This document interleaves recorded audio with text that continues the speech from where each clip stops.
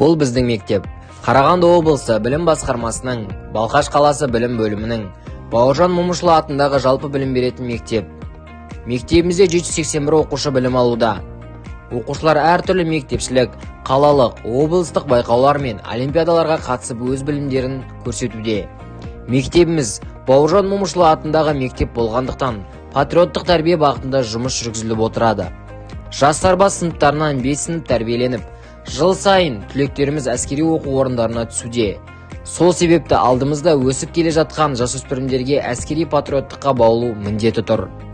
Өскелең ұрпақ білім алумен қатар физикалық дайындалған еліміздің патриот азаматы болуы тиіс.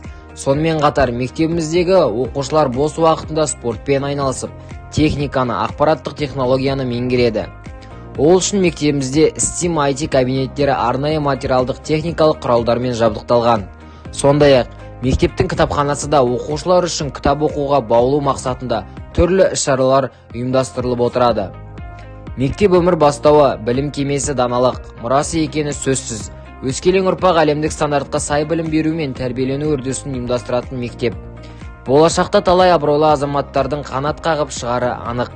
Құрметті жас мамандар, сіздерді біздің мектепке еңбек жолын бастауға шақырамыз. Мектебімізге сұранысқа ие мамандар, физика, информатика оқытушысы қажет. Келіңіздер, сіздерге әрдайым есігіміз ашық. Мекен жайы: Балқаш қаласы, Бөкейханов көшесі 17.